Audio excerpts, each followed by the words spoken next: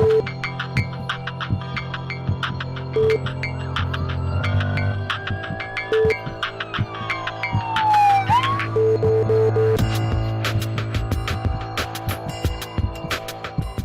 tardes, bienvenidos a su programa Salud TV. Estamos iniciando semana, la última semana del mes de febrero, lunes 26 de febrero. Espero que su fin de semana haya sido realmente fuente de nuevas energías para comenzar con todo este lunes y que Dios les bendiga en cada cosa que hagan. Este día vamos a estar hablando de un tema muy interesante, cosas que suceden y que debemos saber cómo se abordan, y son los traumas faciales. Interesante porque vamos a tener el abordaje desde el punto de vista nutricional, cómo vamos a ir recuperando a esta persona con el trauma en su cara, con la posterior a la cirugía, dependiendo de lo que se le ha hecho. Y para eso le damos la bienvenida al doctor Alfredo Arriaza, nuestro nutriólogo. ¿Qué tal, Alfredo? ¿Cómo estás? Bien, gracias. Muy amables por habernos invitado. Un gusto estar con ustedes nuevamente. Muchísimas gracias, el gusto es nuestro. Por supuesto, en un trauma facial, quien llega y nos va a dejar bonitos nuevamente, nuestro cirujano plástico invitado, el doctor Mauricio Guerrero. ¿Cómo estás, Mauricio? Bien, gracias por la invitación, y realmente es un tema bastante importante de tratar porque es muy común ahora con la bicicleta. Los deportes extremos a la cabeza, bicicleta, sí, downhill, motocross, ¿cierto, Mauricio? Así que es muy importante que todos lo conozcamos. Y por supuesto, si queremos tener una funcionabilidad excelente a posterior a un trauma facial, tomando en cuenta nuestra mandíbula, nuestra cavidad oral, los dientes, etcétera, pues nuestro cirujano maxilofacial, el doctor Marvin Núñez, que nos acompaña hoy. ¿Qué tal, Marvin? Muchas gracias, Elisa. Muchas gracias a ustedes por la invitación a abordar un tema muy importante, muy frecuente, de diferentes especialidades, así que no se lo pierdan. Excelente. Bueno, vamos a ver la cápsula que nos habla un poquito al respecto de lo que vamos a estar conociendo y ya volvemos.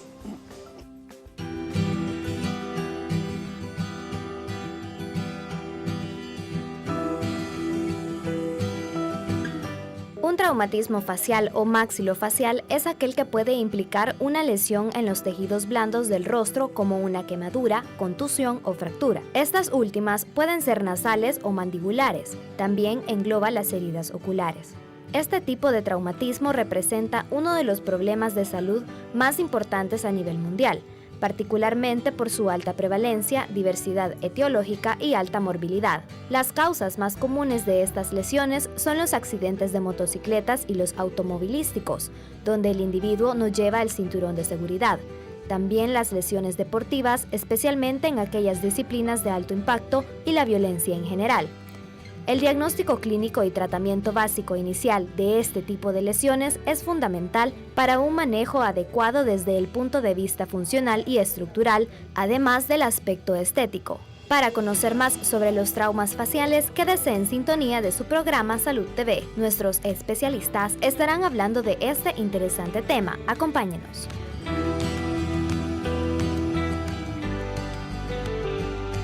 Bueno, ya lo escucharon, realmente la violencia es una de las causas por las cuales podemos obtener un trauma facial, ya sea en una pelea callejera o desgraciadamente siendo víctima de un asalto.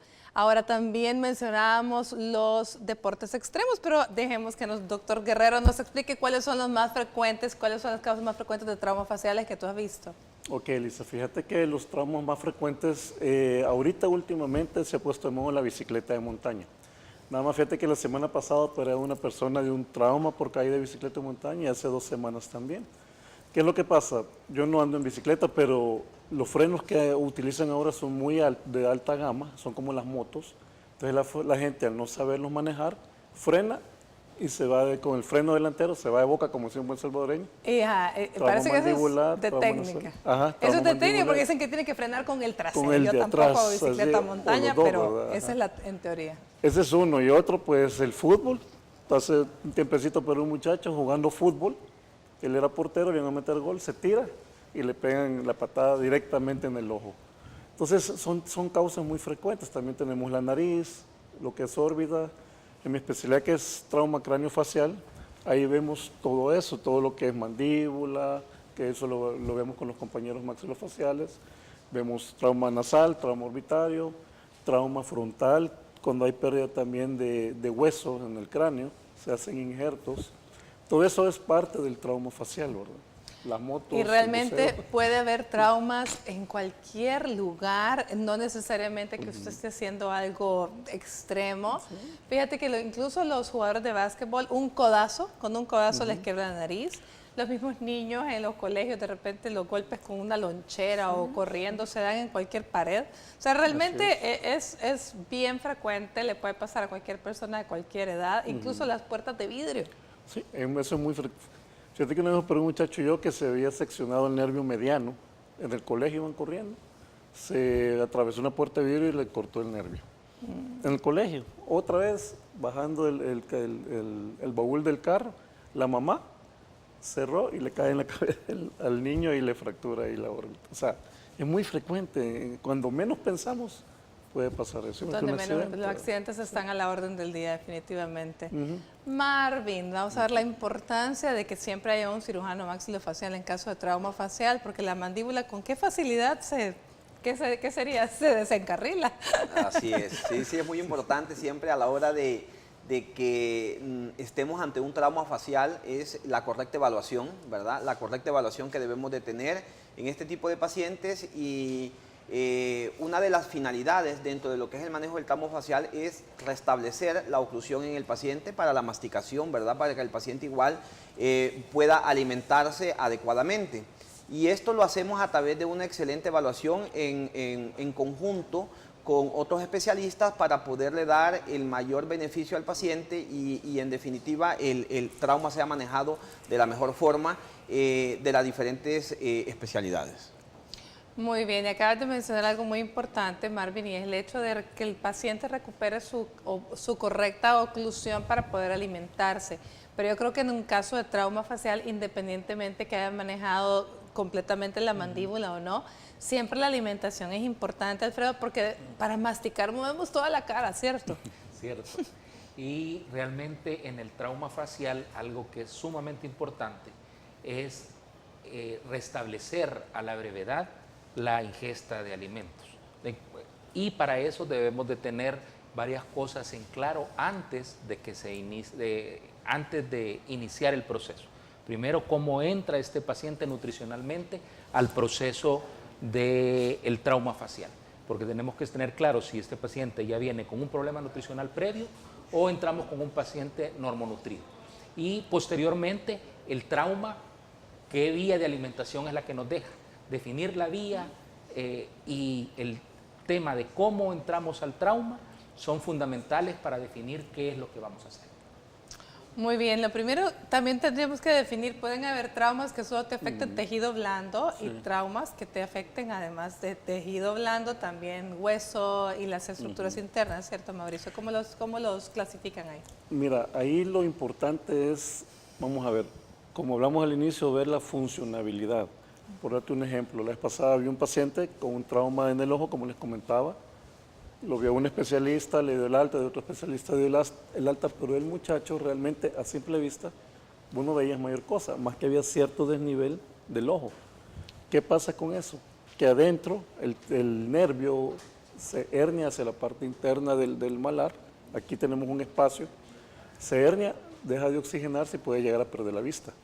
Entonces, con solo ver el trauma en tejidos blandos, o sea, en piel, uno tiene una idea de hacia dónde puede haber ido el golpe y mandarle los estudios respectivos.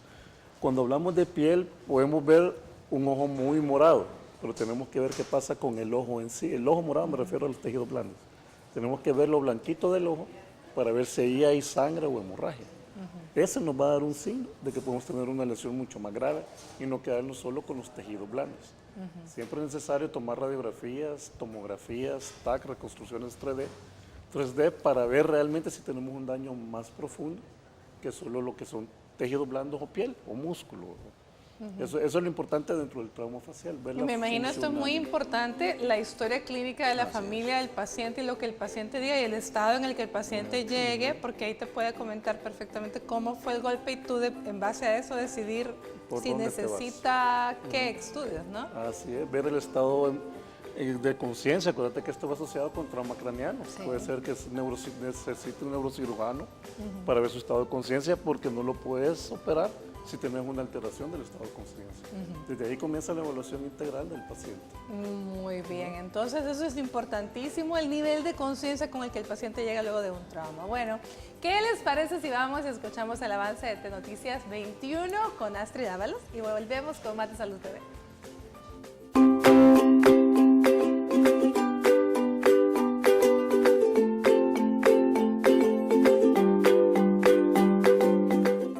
Estás viendo Salud TV.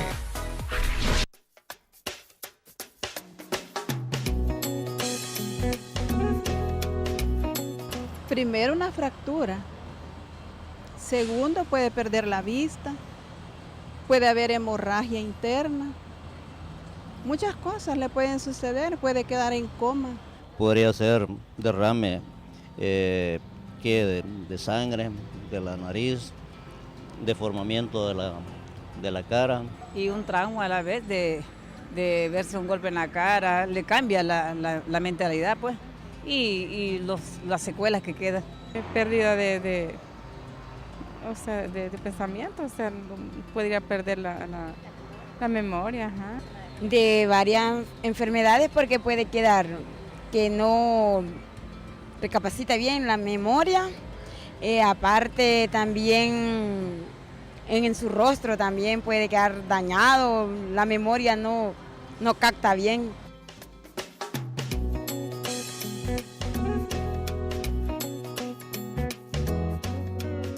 Muchísimas gracias, muy interesantes las respuestas de nuestra gente y tienen toda la razón. Imagínense, puede ser desde la pérdida de la visión hasta también las secuelas psicológicas que pueden dejar las cicatrices en la cara luego de un trauma facial, o que, ¿por qué no más?, las afecciones que pueden dejar neurológicas, si el trauma también incluye el cerebro, como decía el doctor.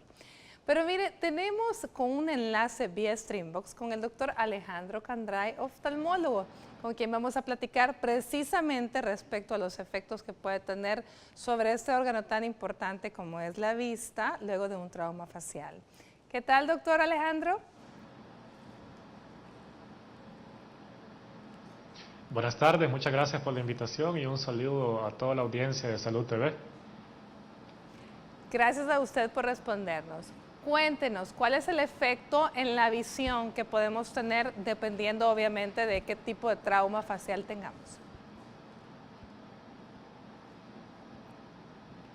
Sí, pues es muy importante también incluir la participación del oftalmólogo cuando existe un incidente de este tipo, ¿verdad? Además, pues de quizás el abordaje primario que puede ser dado por un maxilofacial o por un neurocirujano, muchas veces es necesario también que participe el oftalmólogo.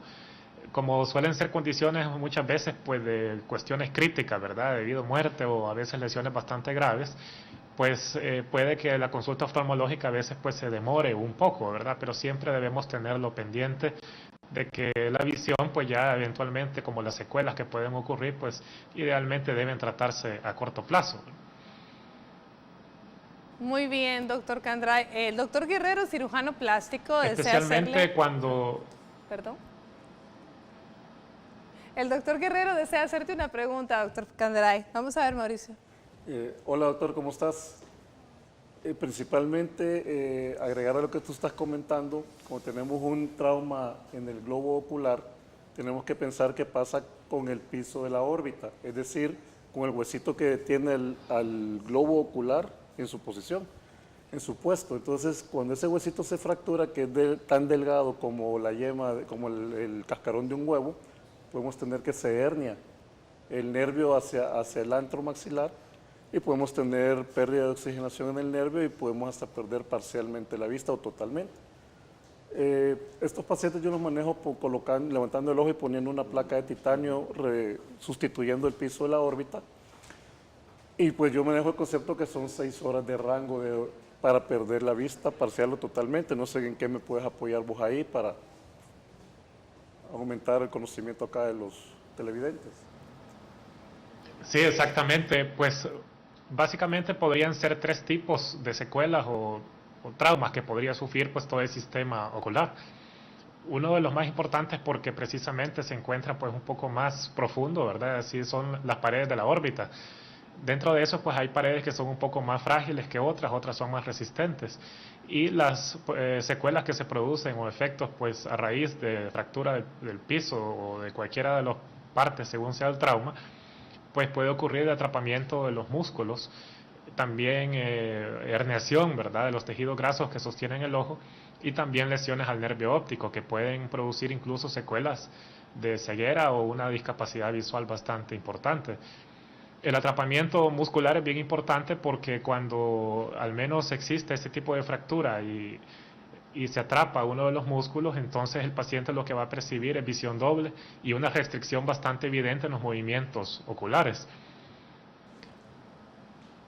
También cuando se lesiona especialmente pues el nervio óptico, muchas veces pues esas lesiones son bastante delicadas y no se pueden revertir o tratar específicamente, ¿verdad? Y no queda de otra más que básicamente lidiar con la discapacidad que produce. Pero sí es bien importante pues tener atención especial a los pisos de la órbita y en las demás paredes, ¿verdad? Otros efectos que pueden producirse a través de los traumas faciales pueden ser aquellos directamente al globo ocular.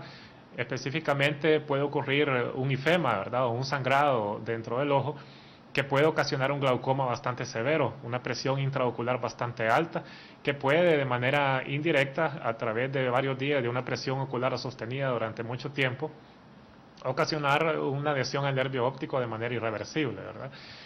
A veces este tipo de glaucoma que resulta por un trauma requiere un tratamiento quirúrgico y no basta solamente con medicamentos o tipos de colirios que se puedan administrar. Pueden haber también heridas de la córnea o del mismo globo ocular, tanto superficiales o incluso penetrantes, que pueden amenazar pues ya en diferentes grados la visión, ¿verdad? Al punto incluso de ser ya unas secuelas pues no solamente pues visuales, sino también en la forma y la apariencia del ojo, ¿verdad? Y quizás en menor severidad pues las secuelas que pueden ocurrir asociadas al párpado, que suelen ser bastantes frecuencias, especialmente cuando hay hematomas, ¿verdad?, bastante intensos, que el problema cuando eso ocurre es que es difícil de evaluar el globo ocular porque el hematoma palpebral es tan fuerte que no permite incluso abrir el párpado, ¿verdad? Ahí es donde nos auxilian bastante los estudios de tomografía o radiografías que tienen que ser tomadas pues en el abordaje primario para poder determinar cómo se encuentran las paredes de la órbita y el globo ocular, ¿verdad? Si al menos el trauma pues amerita ese tipo de abordaje, ¿no? Muchísimas gracias, doctor Alejandro Candray. De verdad ha sido un placer escucharlo, muy interesante. Por lo tanto, no podemos estar tranquilos en las primeras horas después de un trauma facial. Todavía hay que darle seguimiento a esto, especialmente si está involucrado el ojo. Gracias realmente por su colaboración. Ha sido un gusto escucharlo y nos vemos a la próxima. Muchísimas gracias por la invitación. Pasen buenas tardes. Buenas tardes. Bueno, pues ya lo escucharon, tu pregunta eran 6 horas, pero creo que el doctor ya dijo que puede haber un glaucoma posterior al trauma que puede al final venir a lesionar el ojo. Muy interesante, así que no se puede confiar cualquier persona con un trauma facial que involucra el ojo, tiene mucho que estarle viendo. Bueno, otra de las funciones que se ven afectadísimas con un trauma facial es la nutrición, y esto especialmente en aquellos casos en los que se hacen los alambrados famosos. A ver, cuéntanos cuándo se alambran a los pacientes, Marvin. Realmente, con el advenimiento de las nuevas osteosíntesis y las placas de titanio, hoy casi el alambramiento solamente muchas veces lo utilizamos es en el momento quirúrgico, cuando ingresamos al paciente a sala de operaciones y nosotros en ese momento queremos alambrar para poder establecer la oclusión en el paciente, ¿verdad? Recordemos que la oclusión en el paciente puede variar dependiendo del tipo de mordida. Hay pacientes que ya son una mordida abierta y no podemos o no vamos a lograr la oclusión que el paciente tenía, que queremos, o la oclusión ideal. Entonces, en esos casos nosotros es muy importante el saber el tipo de oclusión que tenía el paciente previo a través de fotografías o a través de la historia que me pueden presentar o me pueden decir sus familiares, y es bien importante la relación del maxilar superior, de los dientes del maxilar superior con los del maxilar inferior. Una vez nosotros logramos esa relación de mandíbula con maxilar, nosotros podemos hacer en ese momento un bloqueo. ¿Para qué? Para estabilizar en ese momento el hueso maxilar, el hueso mandibular, y en ese momento nosotros realizar la osteosíntesis a través de placas y tornillos de titanio que nosotros lo colocamos en ese momento para lograr una buena osteosíntesis en ese momento. Posterior, nosotros hemos logrado esa estabilización, en ese momento nosotros retiramos esa fijación intermaxilar porque ya no es necesaria. ¿Para qué? Para esto mejorar la higiene del paciente, mejorar el proceso de cicatrización en el paciente y restablecer lo más pronto la alimentación en el paciente. Excelente, a ver, déjame ver si te entendí. Entonces, antes el alambramiento era que prácticamente le dejaban ahí cerrada la boca al paciente. Se dejaba por un mes y medio, exacto, más o menos, el paciente alambrado. Mes y medio el paciente alambrado completamente para que no se le moviera la mandíbula y pudiera restablecerse desinflamarse y toda la cuestión. Lo que pasa es que anteriormente se utilizaban, que no existían las placas de titanio, se utilizaban mucho los alambres. Entonces se alambraba al paciente y eso no me daba una buena estabilidad. Ya. Entonces, para evitar esos micromovimientos que podían alterar el proceso de cicatrización y posteriormente afectar la relación, nacieron las placas de titanio. Salieron las placas de titanio. Muy bien, entonces ahora solamente alambran, solo en el momento de la cirugía, para poder estabilizar y posteriormente ya introdujeron las placas de titanio y todo, ya lo dejaron ahí reconstruido. Así es, exacto. Le retiran los alambres. Exacto. Entonces, obviamente eso permite que el paciente pueda abrir la boca, pueda hacerse la boca, la cavidad oral y pueda de alguna manera comer. ¿Sí? Exacto. Ok, pues sí entendí. Así es. Bueno, vamos a ver, Alfredo, entonces, ¿cómo vamos a hacer con la alimentación de estos pacientes? Porque antes, cuando eran alambrados, definitivamente era con pajillita o la nutrición enteral, ¿sí? Correcto. Lo que sucede es lo siguiente, en el caso del paciente que tiene trauma facial, como ustedes ya oyeron, son cuadros escandalosos, sumamente aparatosos, y aunque no sean tan graves, las personas se preocupan por todo y por la nutrición se preocupan cuando el paciente empieza a quejarse que tiene hambre. Y si estaba gordito, gracias a Dios. Y ese es un gran error, pensar que le va a caer bien unos días sin comer. Hay que tener claro que el paciente al inicio del trauma va a aumentar sus requerimientos calóricos en un 30%. Aparte de aumentar los requerimientos calóricos, precisamente lo que se rompió, lo que se lesionó fue tejido. Y al ser tejido, el tejido necesita precursores de tejido para poder volverse a formar, y esos son proteínas. Entonces, la ingesta de proteínas, hay un consumo de proteínas y se necesita una ingesta mayor de proteínas. Y por otra parte, lo que hablábamos con el doctor hace un momento, el paciente en las primeras horas posterior al trauma se vuelve con resistencia a la insulina. Eso nos va a hacer que tengamos nosotros dificultades para el aprovechamiento de los carbohidratos del cuerpo. ¿Por qué sucede esto?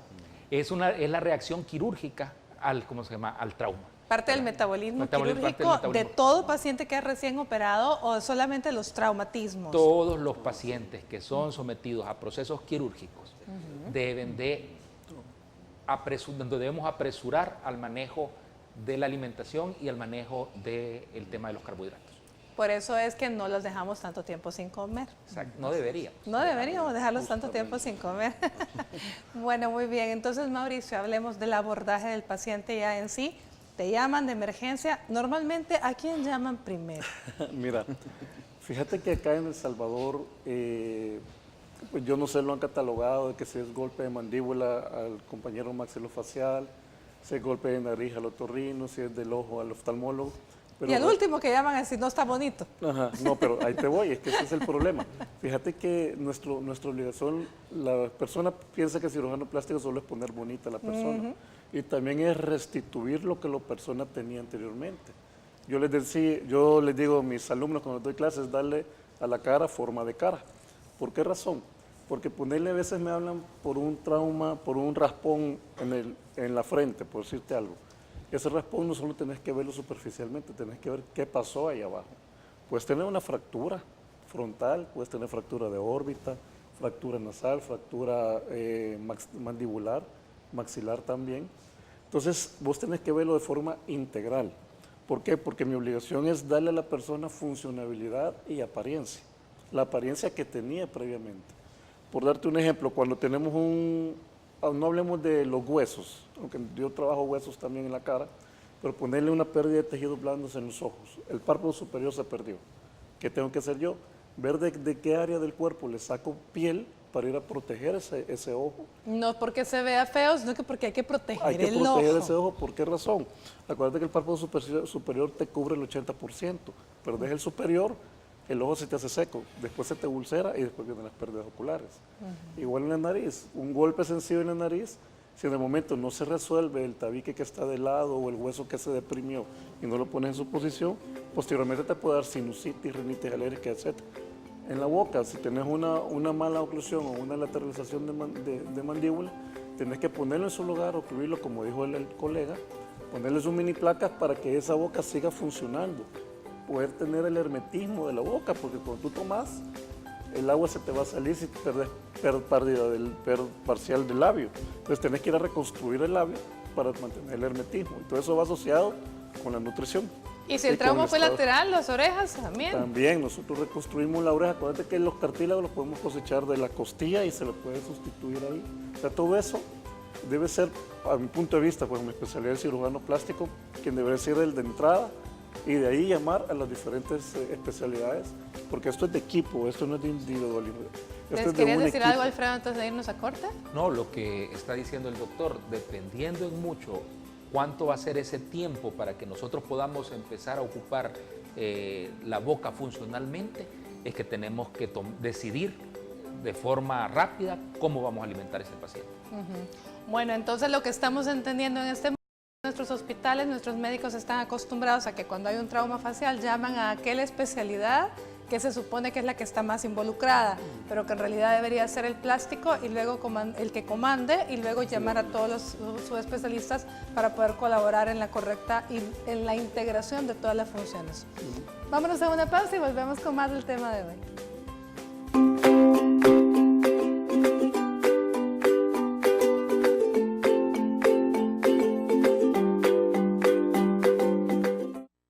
Estás viendo Salud TV.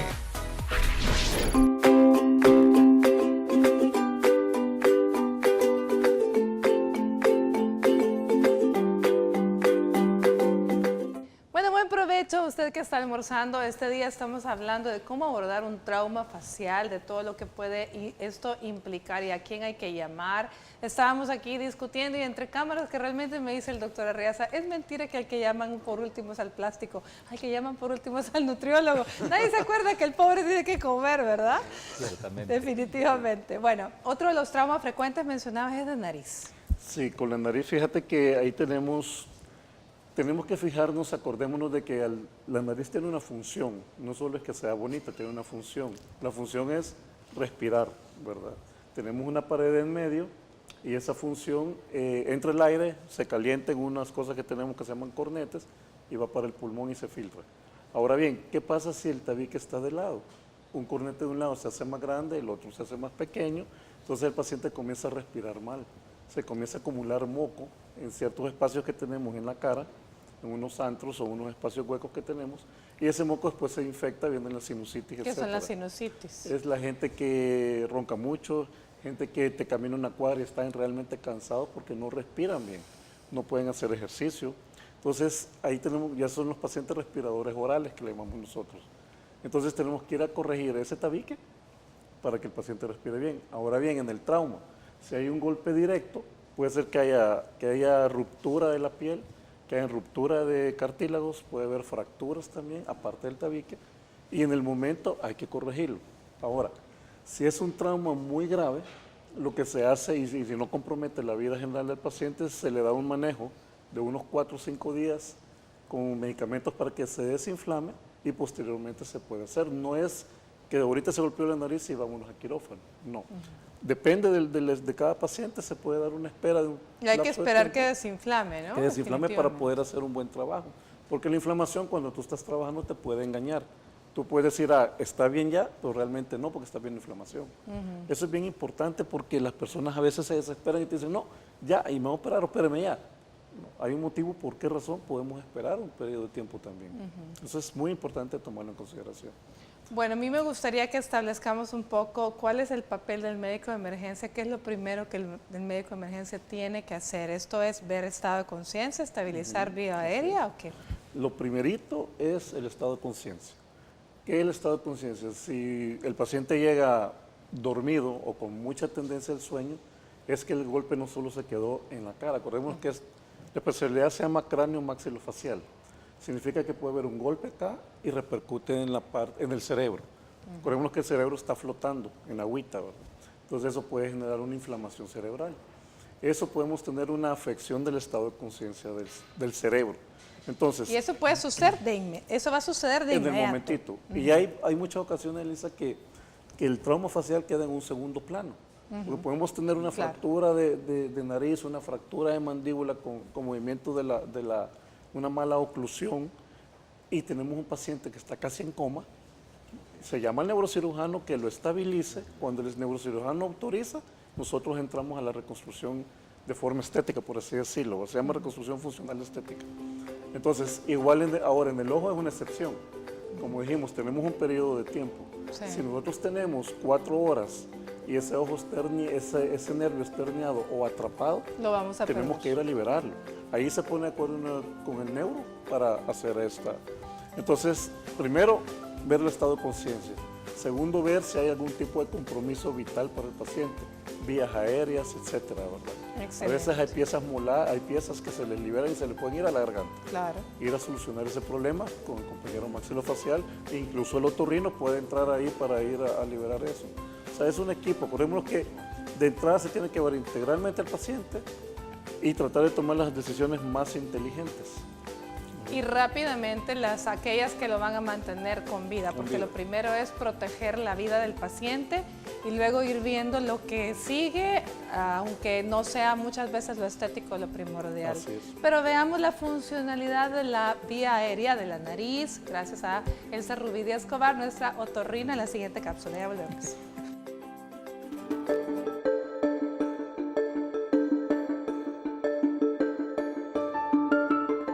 Buenas tardes, televidentes de Salud TV. Soy la doctora Elsa Rubidia Escobar Rivera. Soy especialista en otorrinolaringología. Este día vamos a hablar acerca del funcionamiento de la nariz después de traumas faciales y nasales. Para hablar acerca de la funcionalidad de la nariz después de traumas nasales o faciales, hay que primero hacer una historia clínica adecuada al paciente, preguntarle cómo fue el golpe, cuándo sucedió y qué síntomas presentó cuando sucedió el trauma. Luego hay que evaluarlo, revisarlo, hacerle un examen físico adecuado y tratar de palpar a ver si se escucha un tronido o crepitación a nivel de la nariz. Casi siempre cuando ocurre esto es porque hay una fractura de los huesos propios nasales. Cuando hay fracturas de los huesos propios nasales, los cuales provocan cierta deformidad o hundimiento, también puede ocurrir fractura del tabique nasal, el cual es una pared que está situada en medio de la pirámide de la nariz, y si está fracturado o luxado, o sea que se ha salido de su sitio, puede dar problemas funcionales como alteraciones en la respiración, alteraciones de retención de moco, sensación que hay moco que cae atrás de la garganta, o podría ser también que el paciente esté padeciendo de rinosinusitis frecuentes. Luego que hemos hecho la evaluación, hay que hablar con el paciente para saber cuál sería el tratamiento adecuado que se le puede indicar después del trauma que tuvo.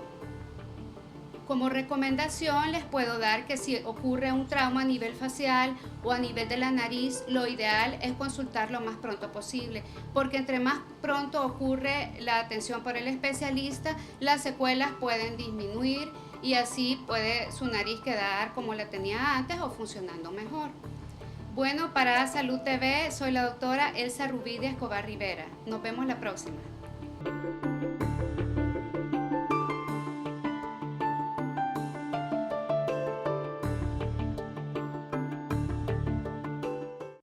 Estás viendo Salud TV.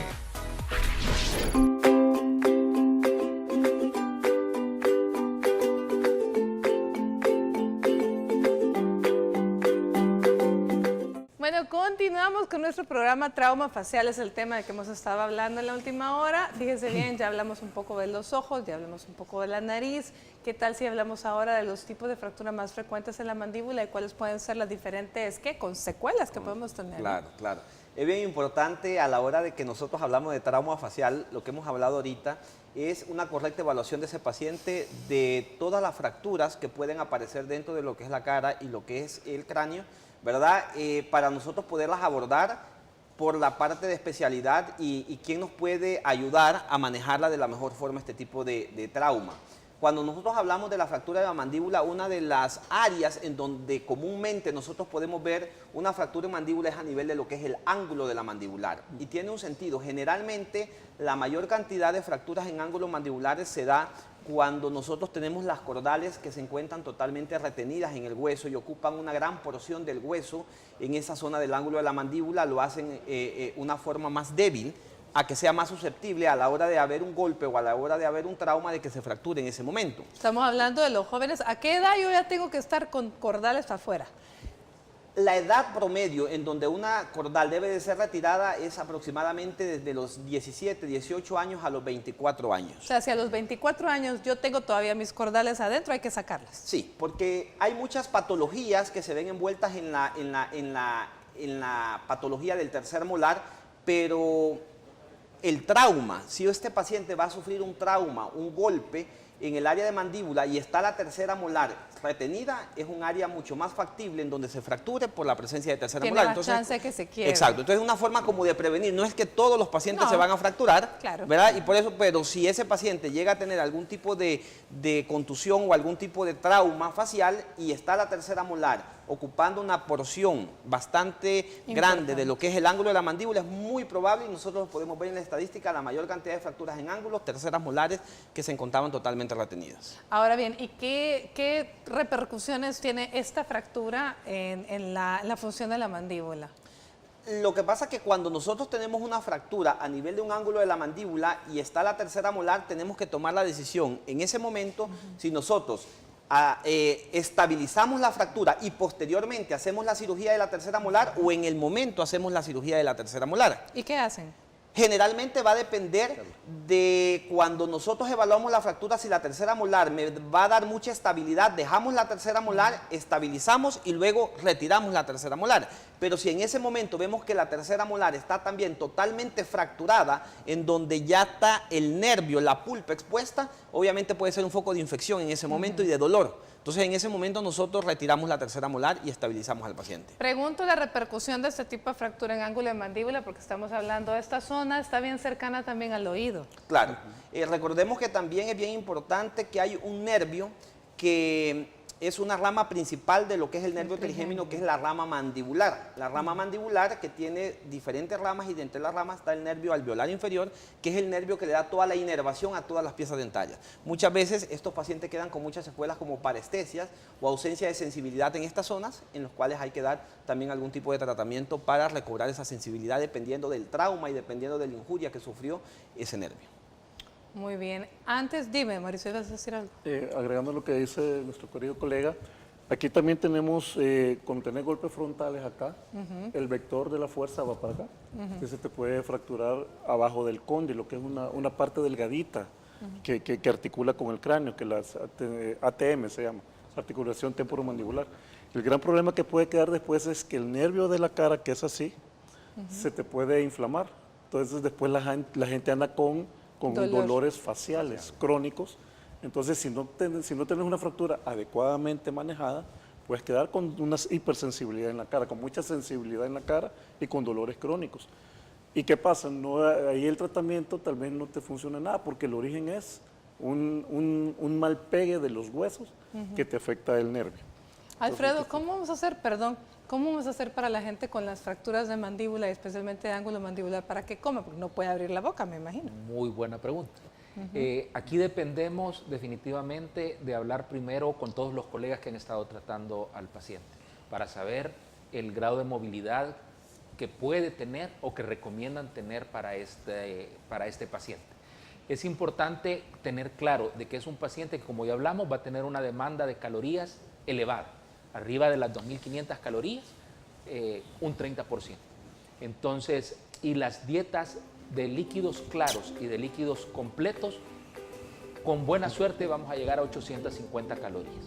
Entonces, tenemos que evaluar qué alimentos podemos dar que sean hipercalóricos para poder suplir la necesidad de lo que el paciente necesita. ¿Y siempre a través de vía oral, una pajillita o cómo? La vía, primero tenemos que evaluar la vía oral. Si la vía oral no se permite, tenemos que pensar en alimentación por sonda nasogástrica. Pero, como bien explicó el doctor, algunas veces la nariz está comprometida y no podemos poner una sonda nasogástrica y tenemos que pasar a una orogástrica. Y lo que tenemos que tener claro que si no se puede, no debemos de retrasar la alimentación y debemos de hacer una gastrostomía.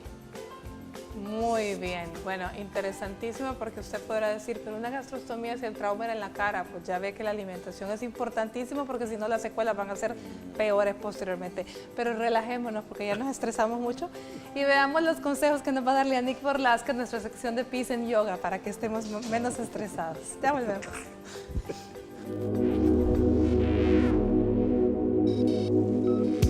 Hola amigos de Salud TV, soy Lianik Borlasca. El día de hoy realizaremos la torsión sentada o Pavrita Sukhasana. En tiempos de mucho estrés, siempre hay una o dos posturas de yoga que podemos recordar para controlar la prisa en un par de minutos. Esta torsión es una de ellas, porque te permite entrar en contacto con el ritmo de la respiración, lo que además te permite encontrar un espacio en la agenda para oxigenarte y relajarte en medio de la rutina. Siéntate con las piernas cruzadas sobre la alfombra o una silla. Endereza tu espalda e inclínate un par de grados hacia atrás para que puedas sentir la tensión en el abdomen. Inhala profundo y con la siguiente exhalación lleva tu mano izquierda a la rodilla opuesta y tu mano derecha detrás de ti. Apoya tu mano derecha ni tan cerca que no puedas estirar el brazo, ni tan lejos para que no tengas que inclinarte hacia atrás. Busca el punto medio donde tu espalda sigue vertical. Sigue escuchando el ritmo de tu respiración y con cada exhalación gira un poquito más hasta que llegue a tu límite de la comodidad. Una vez que llegues, toma una pausa para sentir el estiramiento y las sensaciones en todo el cuerpo. Y con la exhalación siguiente, regresa a la posición original otra vez. Repite del otro lado, tratando siempre de mantener la simetría en el giro, la postura erguida y moviendo tu cuerpo al ritmo de la exhalación. Esta postura es ideal para la columna vertebral, ya que con ella ganas flexibilidad, principalmente en la espalda alta. Además, todo el sistema digestivo, órganos internos y glándulas son exprimidos como esponjas, lo que ayuda a desintoxicar el organismo. Si tienes una digestión frágil, costillas débiles o problemas de postura, esta es la asana que debes realizar todos los días. La única contraindicación será para las mujeres embarazadas, quienes tienen completamente prohibido realizarla. Recuerda que al hacer esta o cualquier otra asana, siempre tienes que hacerla bajo la supervisión de un profesional certificado que te ayude a adaptarla a tus propias capacidades. Para Salud TV soy Lianik Borlasca y esto es Peace and Yoga. Namaste.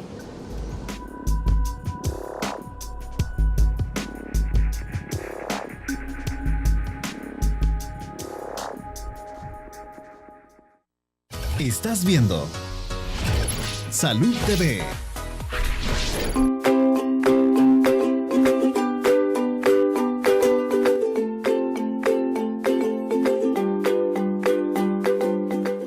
Bueno, continuamos con nuestro programa. Ya nos habíamos relajado un poquito para escuchar las historias que cuenta aquí nuestro cirujano plástico sobre diferentes traumas faciales.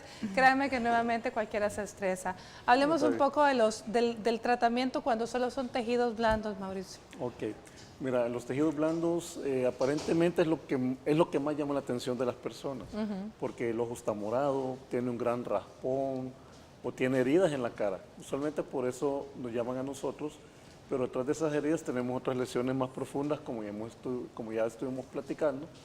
¿Y qué pasa con los tejidos blandos? Tenemos que ver cuando hay pérdida de tejidos blandos en zonas importantes, es decir, pérdida de piel con una exposición de hueso nasal, o pérdida de los párpados que tienen, ya dijimos que tienen cierta función. O pérdida de labios. Pérdida parcial o completa de labios. O la oreja. Orejas pabellón también, auricular. incluso mejilla.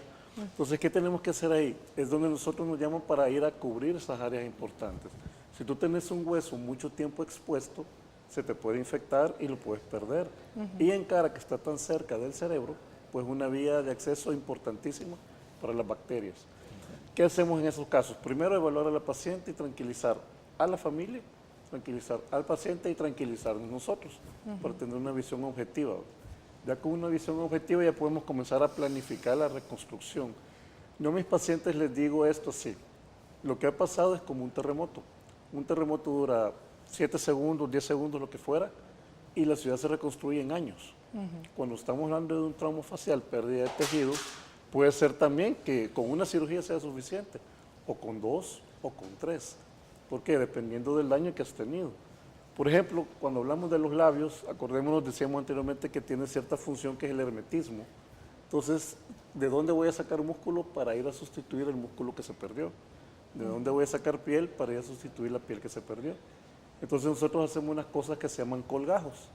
Colgajos es que sacamos una isla de piel de una área de la cara, puede ser de la pantorrilla con un colgajo libre, o de una zona cercana para ir a sustituir esos la tejidos piel que hace perdidos, falta. para ir a reponer la función de la boca en este caso. ¿Cuánto tiempo, por ejemplo, un colgajo para cubrir un área de mejilla, en cuánto tiempo lo va a tener el colgajo, se va a recuperar? Usualmente le damos un promedio de 7, 10 días para ver que el colgajo esté vivo, la viabilidad del colgajo. ¿Verdad? A veces solo tenés que poner injertos, que es algo menos aparatoso, pero sí siempre tienen cierta función. Cuando tenemos ¿Y el área de donde sacaste? El área donde sacaste, si ese injerto, usualmente son 15 días, 10 días, dependiendo. Para recuperarse. Cuando son colgajos libres, que es cuando, por ejemplo, sacas una parte de la pierna, liberas eso y pegas las arterias de lo que sacaste de la pierna y lo pegas en la cara para sustituir lo perdido, ahí sí es una cirugía eminentemente de microcirugía, microvascular, donde tenés que estar constantemente, todos los días, 2 o 3 veces al día, chequeando a ver que esto vaya cómo va este colgajo, qué tanto se va a pegar, qué tanto se va a integrar. Muy bien. Bueno, Alfredo, tus recomendaciones finales, ya casi nos termina el tiempo.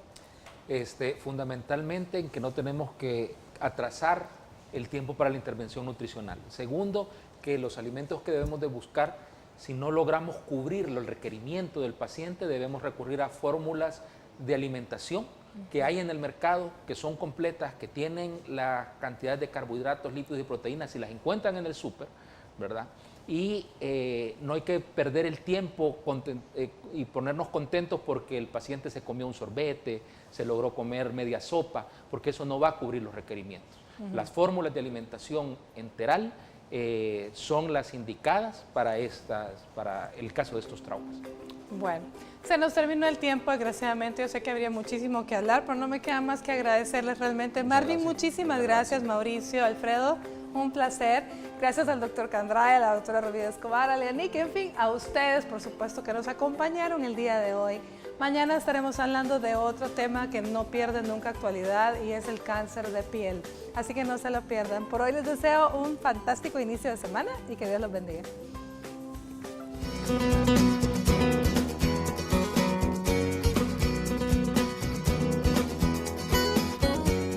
Para prevenir complicaciones después de un trauma facial te damos las siguientes recomendaciones. Utiliza siempre el cinturón de seguridad y en caso de las motocicletas un casco adecuado. Los accidentes de tránsito son de las principales causas de este tipo de lesiones. En caso de una quemadura en el rostro, evita utilizar remedios caseros como aplicar tomate o pasta de dientes en la zona. Esto entorpecerá el tratamiento y puede provocar cicatrices. No te automediques. Si bien puedes presentar una herida abierta, no utilices medicamentos, especialmente antibióticos que no están previamente recetados por un doctor. Ante un trauma facial, lo primero que debes hacer es pedir ayuda al centro asistencial más cercano.